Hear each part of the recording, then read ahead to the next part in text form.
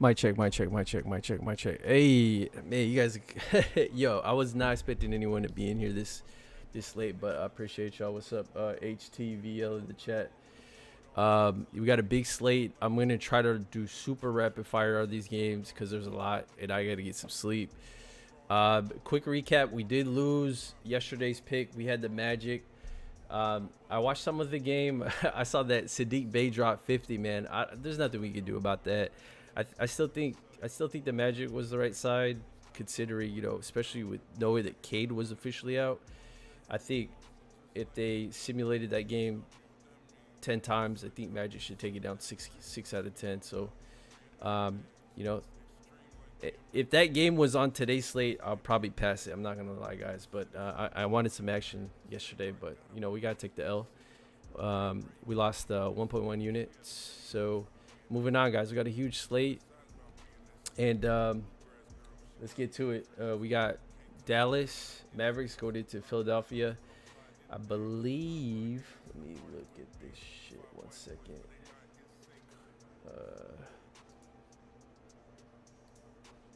Okay, my bad, guys. So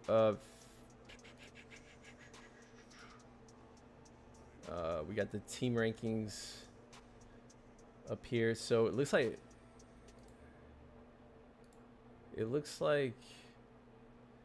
Philadelphia is laying 3, and my initial thoughts was to take Dallas, but I'm gonna be honest with you guys. I think this line is pretty sharp. I think it will get down to a 1-possession game.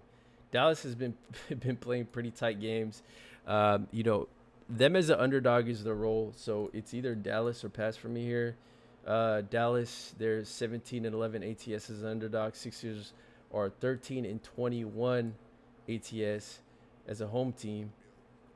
This is a Sixers revenge game, so that's kind of why I laid off of the Mavs. Overall, Dallas comes into this season 39-29 ATS. Phillies 33-34. They are 1-3-1 their last 5, 4-5-1 last 10 for Philly. Dallas 3-2 ATS last 5, 7-3 last 10. So man, Dallas has been killing it ATS lately, and man, they're fighting a groove. I think since they made that trade, picking up Dinwiddie and Bertans, they've been a bet on team for me. I just can't take them here. I'm selling Philly too. I'm not high on Philly, man. I think they don't look right with James Harden. I don't know, man. I just can't. I can't back Philly, but I can't take Dallas here either. I think this line is sharp. So I'm just, it's a pass, guys. I'm gonna move on from this one. Okay, we got Lakers heading into Toronto. This is a quick revenge game for the Lakers. They just played the Raps not too long ago. Toronto is laying the 9 at home. And this is Toronto's first game home of a long road trip. Hell of a road trip, guys. These guys went 1, 2, 3, 4, 5, and 6 on this road trip straight up at ATS. Just smashed all these Western teams. The only loss was to an Eastern team, and they come back home. First game of a homestand, and you guys might think I'm crazy, but this is a Lakers spot, bro. If any, this is a big spot for the Lakers. It's a turnaround revenge. This is a plus EV spot to fade Toronto first game, a home of a road trip, especially going back to up north to Canada. Here's a quick little stat. Raptors are 1-5 ATS first game home after a road trip of 3 or more games this season. 1-5 ATS. So This is known to be a flat spot for Toronto. But all in all, guys, I'm not betting the Lakers, so it's a pass. But it's Lakers or nothing for me. I'm just giving you this info for those that are thinking Toronto is an easy look here. I don't think so, man. 9 is way too many points to lay with them coming home from a road trip. Honestly, I like the Lakers here. I think they cover, but man, I can't do it. All right, moving on. Let's see what chat's saying. I agree with Lakers too. Lakers are unbettable right now, 100%. Cannot bet the Lakers, guys. Although like, there's been so many times this season where it was a Lakers spot and they just let me down, dude. So this is a pass. Moving on, we got Denver coming into Cleveland. Let's pull the stats up for Denver and Cleveland. I believe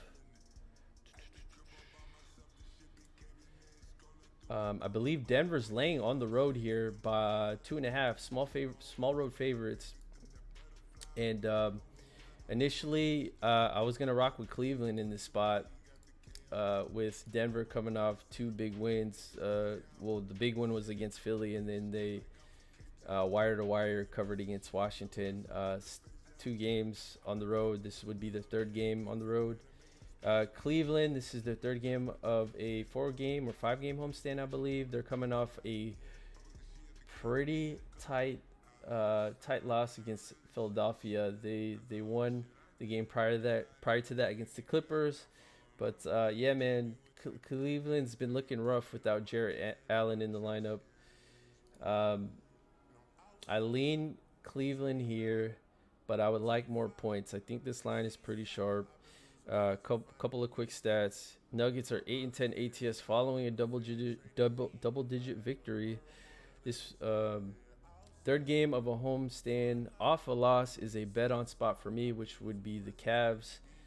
And what's really stopping me from betting here is this is a revenge game for the Nuggets. The Cavs defeated them last meeting. It was a while ago, back in October. So all in all, guys, I'm gonna pass here. I'm really trying to keep my picks pretty tight. I only want to take picks that I'm really confident in if I have a big enough edge. And this right here, I think it's pretty sharp. So we're gonna move on. The next game we got. I'll try to see what's up with the chat too, guys. But I want to keep a nice flow going on here. So I'll probably read any questions or comments towards the end. Let's blast through these picks. So do we have an official? I don't think we have an official yet, guys.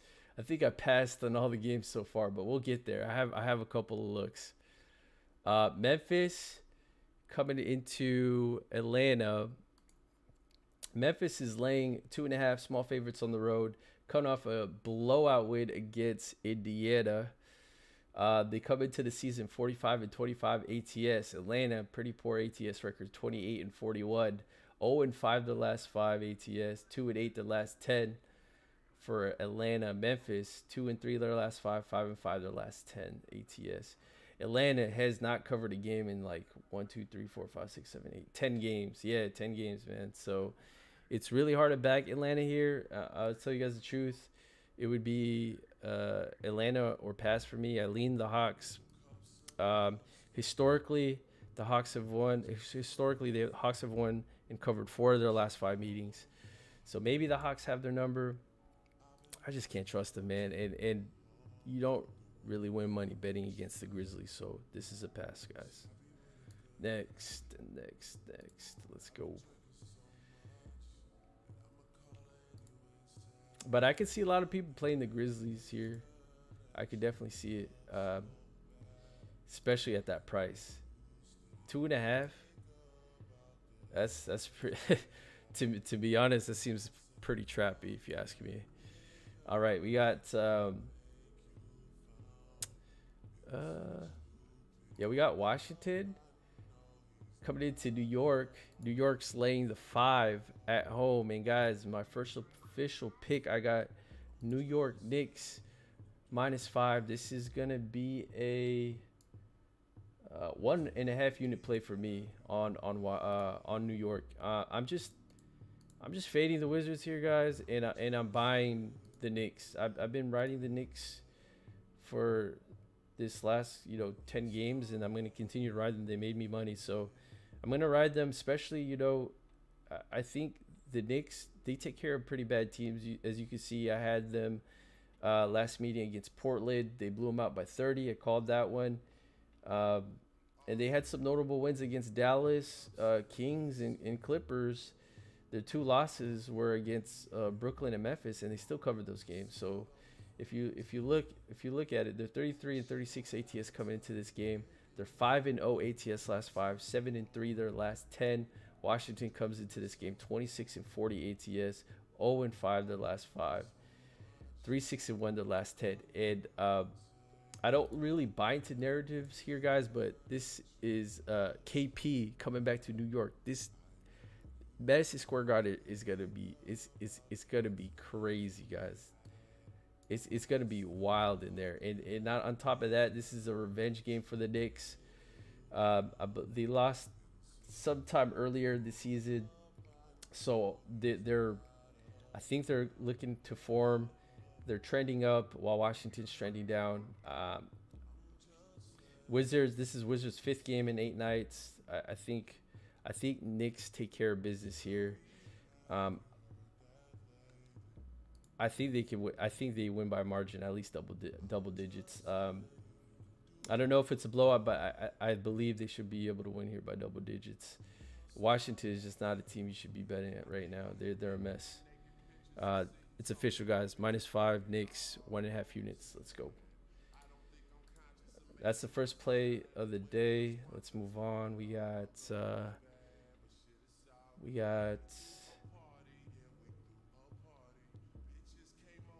Portland at Brooklyn. Brooklyn is laying 13.5 at home. Um, this is a pass for me, guys. I really don't have much to say about this game. I don't really want to break it down too deep. Let me see my notes here. I lean the Nets. It's just, to be honest, just too many points. I don't want to lay that many points. I think they should blow Portland out, but I don't know. I have a double digit favorite already today, and I don't want to take two. So I have one as an official, but it's not the Nets. So this is a pass for me, guys. Let's go. Indiana going into Houston. Indiana's laying 3 on the road, and I have an official play. I got Pacers -3 for 1 unit. Man, is this real? This is more of a fade on the Rockets. It looks like they're just on a downward spiral again, losing to Phoenix, New Orleans, Dallas. These are all pretty good teams, but I don't believe these guys. Just they don't play defense. And Indiana, they're a young and hungry team, and I believe they're coming off one of their worst blowout losses of the season. So one of my theories is to always back the team after a blowout loss. Let me see my notes. Indiana is 3-0 ATS following a blowout loss, as I was saying, of 27 points or more. 3-0 ATS this season. Historical trends: Pacers have won and covered 4 of their last meetings with Houston, and some notable injuries. Eric Gordon is out, I believe, is what I've seen. So I like Indiana here. I try to stay away from betting any Pacers or Rockets games because both these teams are super volatile, and it comes with a lot of variance because they shoot a lot of threes. If one team's making it and one team's not, then anything can happen. But I like the spot. I like backing Pacers after a blowout loss, and it's a fate of a Houston team that seems to be tanking. So give me Pacers -3. It's official, just the 1 unit. All right, we got 2 officials so far. We got Knicks and we got the Pacers. On to the next game. I have an official on this next one too. We got Oklahoma City Thunder coming into Miami. Miami's laying 15 at home, and yeah, guys, I don't take many double digits favorites ever, but I'm taking Miami here, and I'm gonna make it official minus 15 1 unit. Miami's coming in here 40 and 29 ATS for the season, 2-3 the last five, 6-4 the last 10. OKC has a better ATS record, believe it or not, 40 and 25 coming in here, 2-3 the last five, 5-5 the last 10. Um, I'm trying to find spots where I could fade the Thunder, and I think I've been doing pretty well at that. I definitely did not take Spurs the last game. I thought that was a crazy line, but I think this is a good spot to fade them. This is Miami's, I believe, last game of this long homestand. 7 game homestand. This is the last game, so I believe Miami is gonna put a stamp on it, and I think they're gonna blow the Thunder out. I think they're gonna blow the Thunder out, and you might be asking, why am I just playing 1 unit if I think they're gonna blow them out? Is because there's always a potential when you see a double digit favorite like this, it's indicating that it's gonna be a blowout. You know, the bookmaker set this line for a reason, but the reason why I'm not putting any more units on this is because there's always that backdoor potential, and Thunder is known to backdoor cover. Look at the record, guys. They have a pretty good ATS record. I think a lot of that has to do with them being pretty undervalued throughout the season. So I'm still gonna take the Heat here. Heat have covered the four out of their 5 last meetings. I think they should take care of business early and often. Give me the Heat minus 15. That's official, 1 unit. All right, let's next. We got New Orleans Pelicans coming into San Antonio. I got official here too, guys. I got Pelicans +4. This is my max play. Just like the Thunder, guys, I'm fine. I'm trying to find ways, trying to find spots where I can fade the Spurs. I'm selling this team. They don't play any defense. And the reason why I didn't fade them last game is because, like I mentioned in my last video, I'm trying to fade the Thunder too. So that was a pass for me. But Spurs coming into this game, 34-35 ATS. 1-4 their last 5 ATS, 3-7 their last 10. Pels coming in 33-35 ATS, 1-4 the last 5 and 5 the last 10. So it kind of looked like the Pels were on a roll here, defeating Phoenix, Lakers, Kings, Utah. And I think this is when Brandon Ingram got injured. They started losing games, and I think a couple of these games, CJ was out. And I believe BI is still out. But let me give a couple key stats here, guys. Spurs' last notable 3 wins were against Utah, Lakers, and Wizards right here. New Orleans, they beat Houston. Well, that's easy. I just mentioned their notable wins, but look who they're losing to. They're losing to the Suns, Charlotte, Orlando, Memphis, Denver. These are all good teams outside of Magic. So I think we get a lot of value. I think we get a lot of value here on the Pels.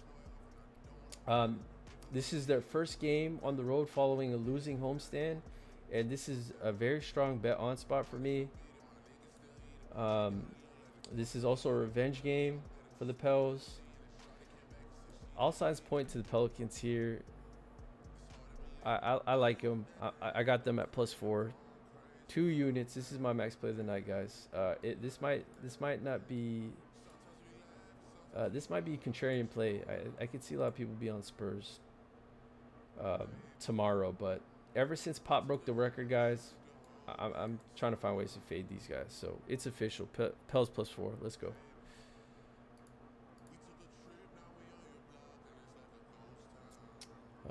Okay, we got the Clippers.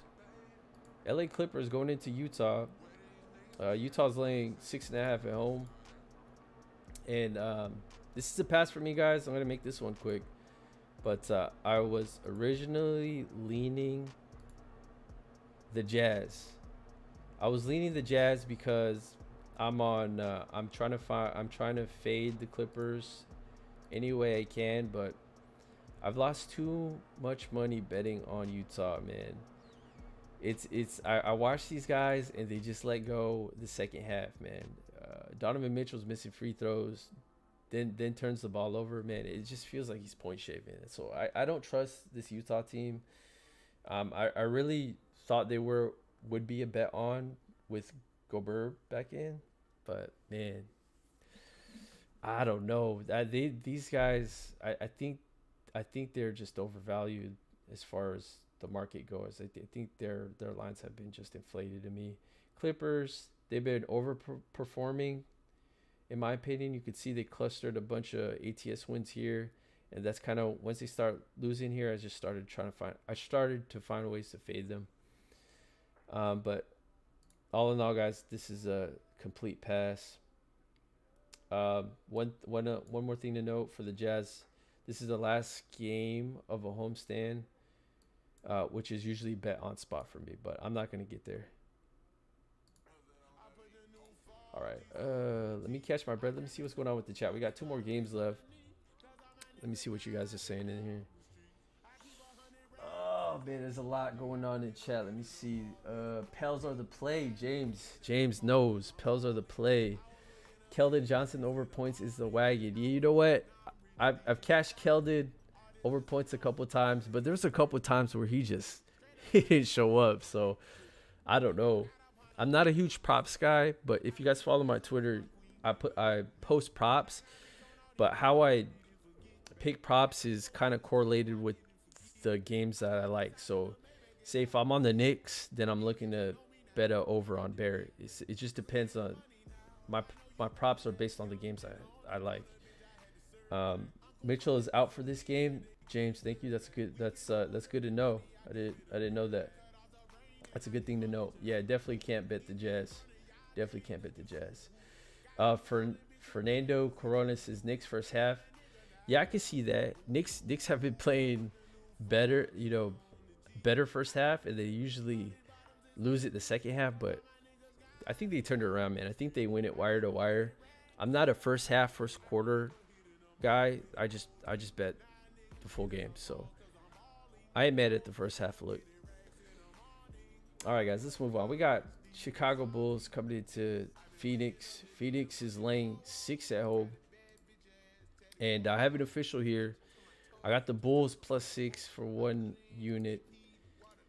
I lost a couple units fading these Suns because I've tried to find ways to fade them without CP3 in the lineup. Prior to the last 2 wins, they were actually 2-8 ATS following a double-digit victory, and then they won. They won 2 in a row, double digits. So they're looking good, man. They're well coached and they handle business. They take care of bad teams, especially the young ones. But Chicago, they're also well coached. I like Billy Donovan as the coach. Chicago dropped 2, and I think they could bounce back here after losing to Utah. Let me look at my notes here. Last game, let's see, revenge game for the Bulls. They lost to the Suns back in February by 1 possession, and I believe their last 2 meetings the Bulls have covered. So these 2 teams play each other pretty close. Bulls have been playing the tougher competition. They lost to Utah, Sacramento, which they have been playing better. Lost to they won against Detroit, but they lost to Philly, Milwaukee, Atlanta, Miami, Memphis. Look at that, man. And then we got Phoenix. Phoenix has played Houston, Pelicans, Lakers. They lost to Toronto. They did beat Miami. That was impressive, but I think there's value in this +6 here. I'm gonna go with the Bulls, 1 unit. Probably not my most confident 1 unit play today, but because of Chicago's horrible away ATS record, but things should go back to the means. I think they should start covering some of these road games. So I like them here +6. And on top of that, Caruso's back, guys. So he's like one of those. He's not like an all-star where it would move the line 1 or 2 points. He's like one of those super impactful role players that if he's listed out or in, the line really doesn't move. And I think there is value with Caruso back in these first, these stretch of games. So I'm gonna take Chicago here +6. That's official. Okay, guys, we got the last game on deck. Boston Celtics going into Sacramento. They're length at 9 on the road, and we cashed with Boston last game against the Warriors. They cashed wire to wire. These guys have been played so good. Specifically their defense, man. Their defense has been really good. But I got a buy sign on the Kings, guys. I think they've been undervalued ever since the trade deadline. I put a buy sign on them. I like Sabonis in here. I think since Halliburton left, Fox has just switched gears, man. And I wouldn't be mad if anyone wanted to bet Fox over points. I've been riding his over props as well. I just didn't do it last game because I knew Drew would bring the clamps there. So I'm making Kings +9 an official play. This is going to be a 1.5 unit play, guys, and I'll tell you why just a second. This might not be a popular pick either. This might be a little contrarian. But Celtics are 9-18 ATS following a double-digit victory. I think this is a flat spot for them, especially off the big win against the Warriors. I like Sacramento. If listen, guys, if you guys followed my Twitter, we went 11-0-1. We had one push, and it was the Kings. We had the Kings +9 against Milwaukee, and if you guys watched that game, they were covering the whole game. And then De'Aaron Fox, man, he turned the ball over 3 times, let him shoot the free throws. They made every single free throw, and I was actually worried they almost didn't cover that game. But they were covering that game, and if you watch the Kings play, man, they've been playing better. DiVincenzo has been getting comfortable. I like the Kings here, guys. I think Boston sometimes they play down to their competition, and it shows in this stat I just gave you. They're 9-18 ATS following a double-digit victory. They have been playing better, and don't get me wrong, guys. I got a buy sign on Celtics too. I'm not fading the Celtics here. I'm just backing the Kings. It is a fade on the Celtics though, based on the stats. But this is just too many points to lay on the road. Give me the Kings. This is a 1.5 unit play. This is actually. Oh, I got 2 1.5 unit plays. Let me see what you guys think about this one. Fox will play. That was a sick cover. Yeah, Fox is questionable. I'm not surprised. I think he hurt his hand, and he didn't play heavy minutes last game because of his hand. So how bad is the injury? I don't know. If he sits out, that's gonna suck, guys. If you guys want to wait till the Fox news, I get it, because if I find out he's out, I wouldn't take the Kings here. Why did they use this foul in 30 seconds? I don't know, man. I mean, they weren't ahead by that much, and there was actually 30 seconds is a lot of time, believe it or not. If they miss 2 free throws, they're back in there. A Celtics halftime, the better play. I'm not mad at that. Yeah, if you guys like the Celtics, I think first half is probably where I would look to, because the Kings are known to blow leads the second half. But again, 9 points is just too much. Let's see what else. Yeah, I'm not mad at that. If you guys want to back the Celtics, first half is pretty good. I like that. I think this is going to be a high scoring game. I'm not a totals guy, but I have a feeling it might be high scoring, because I think the over correlates with the Kings winning, and I think the under correlates with Boston winning. If Boston wins this and covers, I think it's going to be a low scoring game. And that's all I got, guys. So let's review the picks. First official play, I have the Knicks -5, 1.5 units. I got the Pacers -3 for 1 unit. I I got the Heat minus 15, 1 unit. The max play is the Pels +4. That's 2 units. I didn't realize I had that many plays. Wow, I got Bulls +6 at 1 unit, and I got the Kings +9, 1.5 units. Turn the notifications on Twitter, guys, because there's a good chance I'll be posting props too. And second half plays have been pretty fire for me lately, so look into that. Just turn that bell on. Knicks and Pels getting it, getting road.